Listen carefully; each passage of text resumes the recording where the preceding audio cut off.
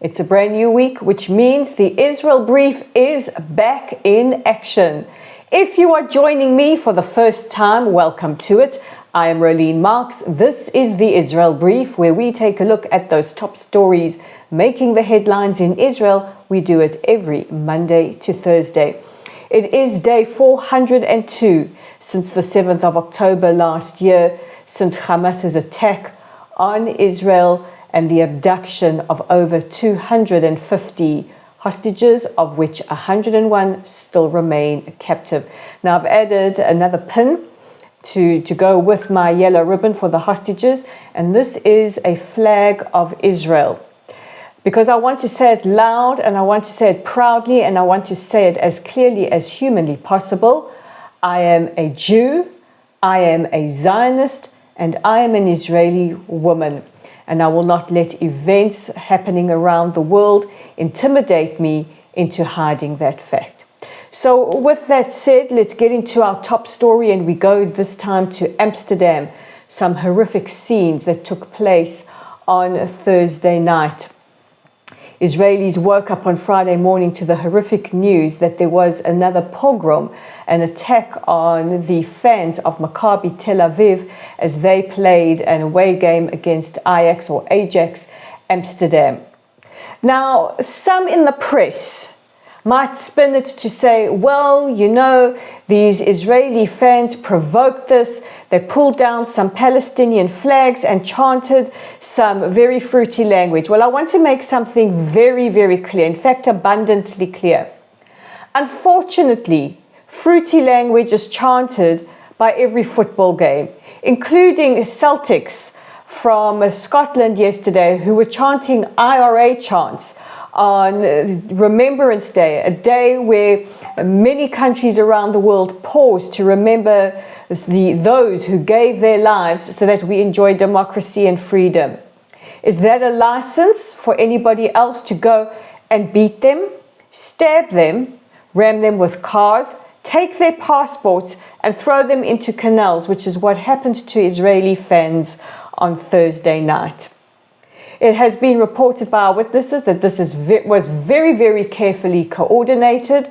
Gangs of, we will call them Muslim migrants, gathered in the entrances to alleys and outside the stadium and attacked the Israeli fans as they exited and went back to the hotels. We have it confirmed from security authorities that not only was this planned, it was planned in advance using technology like groups on Telegram, as well as recruiting Uber drivers and taxi drivers who gave intelligence as to where not only Israel or where Jews would be. And in video recorded by the perpetrators. Does that sound familiar? Yes, we know Hamas recorded their attacks as well. You can clearly hear them saying, say free Palestine or we'll beat you. Beating people, kicking people, including women and children, repeatedly kicking a Israeli or Jewish man that was already unconscious, throwing people into the canal. In a video that was shared on social media a short while ago, you can hear a car driver saying, we're going on a Jew hunt, we're going to ram us some Jews. And I don't know if it's the same car footage we see ramming an Israeli or Jewish person later. Going around to people asking if they're Jewish, not if they're Israeli, not if they're Zionists, asking if they are Jewish, taking away their passports, robbing them, slashing them, beating them. One British man who lives in Amsterdam rushed to try and help an Israeli man whose head was pinned against a metal gate as he was being beaten, and subsequently was beaten for his actions as well. We salute a very brave Israeli Arab who was speaking in Arabic, trying to pull the mobs away, trying to save the lives of his fellow countrymen, and thank goodness he managed to do that. Pulling down a few Palestinian flags and chanting a few fruity words does not justify this premeditated attack. If you're doing the mental gymnastics to justify that, then you are the same people who say that a scantily dressed woman deserved to be raped. It is as simple as that. So my rant over. What we do know is that there were complaints by those who were attacked that the Dutch police and authorities stood by and did nothing. El Al scrambled rescue flights at the request of the Prime Minister.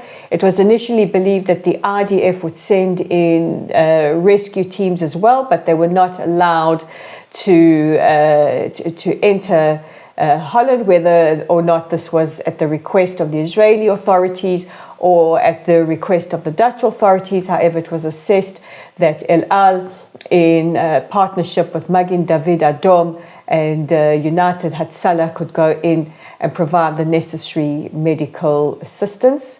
His Majesty King Willem-Alexander of the Netherlands phoned President Herzog to express his anger and his dismay, and he said to President Herzog, he said, "We failed Dutch Jewry in the Second World War, and we failed them again tonight." The mayor of Amsterdam called it a black night and a dark day. However, as Geert Wilders, the Prime Minister of the Netherlands, tweeted out, there are yet to be arrests made. This is a concern that was expressed by our Foreign Minister, Gideon Saar. Intelligence organizations have made the connection and found that one of the coordinators was, at a surprise to absolutely no one, a member of UNRWA. There you go. There's UNRWA at it again. We have it uncovered from the National Security Council that there are plans to carry out similar attacks in cities around the world. So this speaks to how carefully coordinated and planned this is.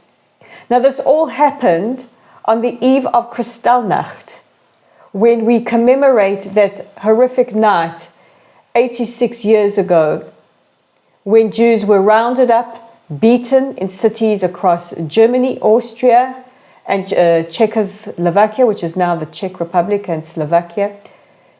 Their property looted and confiscated, and synagogues burned while the authorities turned away. This goes back to a very, very dark time in Jewish history. And we are calling on our allies, the many people out there, please don't be a bystander. Please don't be silent when these attacks take place in cities across Europe, the United States, in fact, across cities across the world at this moment.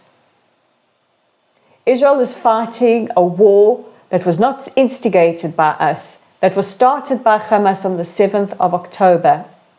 And while we know that many people have an emotional connection to Israel and what happens in this region, it is no excuse and it is never justified to attack Jews wherever in the world they may be.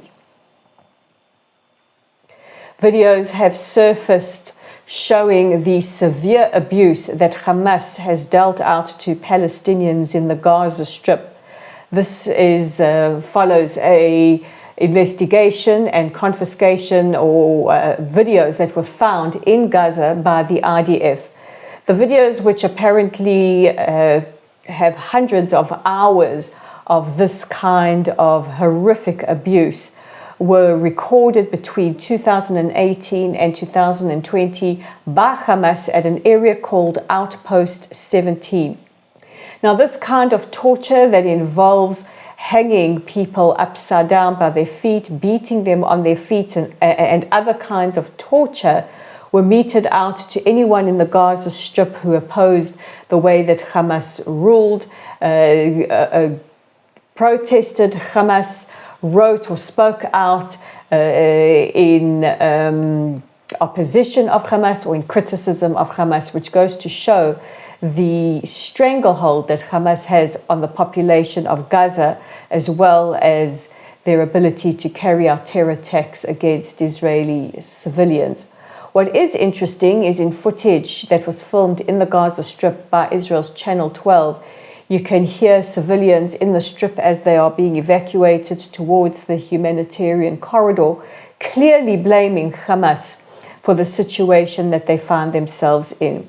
What really, really dumbfounds me is the reluctance of many across the world to listen to those voices in the Gaza Strip, or to view the evidence for themselves, but to really routinely blame the IDF and the state of Israel. Prime Minister Netanyahu, in his cabinet meeting yesterday, confirmed that he had spoken to President-elect Donald Trump at least 3 times since the election. He didn't elaborate, but he did say that he and the President-elect see eye to eye on the Iranian issue.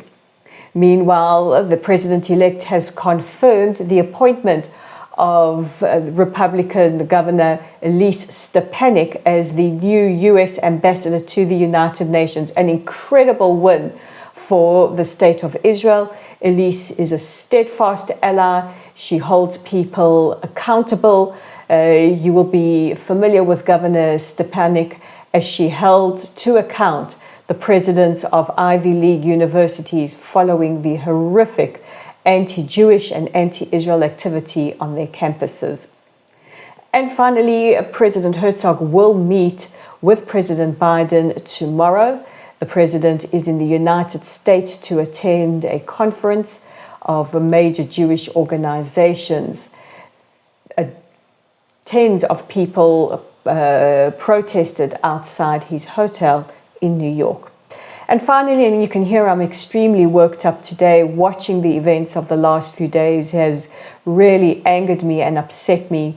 I think I speak for many of us who feel that we are living the times of our grandparents, of our ancestors. So forgive me if today I'm very emotional and very angry. But we end off on a positive note. And last year we had the gorgeous blonde visitor in the form of Yulia, the monk seal. Well, we now have Maya, the monk seal, who was spotted in the northern town of Rosh HaNikra.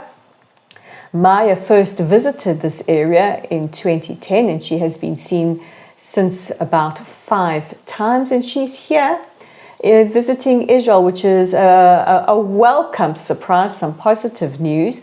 Monk seals are extremely endangered, so to have her here is very, very positive.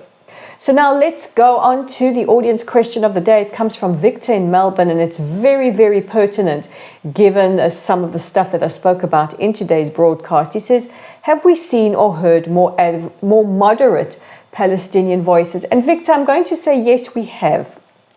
We have certainly seen voices like Khamsa Hamidi, John Aziz, and many others who are very active on social media and in the global media, speaking out against Hamas, speaking out about their hopes for peace between our two people, speaking about the importance of, while they want Palestinian nationhood and recognition and freedom, that they also support and recognize Israel's right to exist, how they want eventual peace with the Jewish state, and calling for the immediate release of the hostages.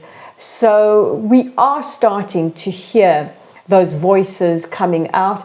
And again, I want to echo what I said a few moments ago. I wish those on the far left, those on campuses and in the streets of cities around the world, would maybe listen to those voices coming from the Palestinians and support them instead of giving a tailwind to Hamas.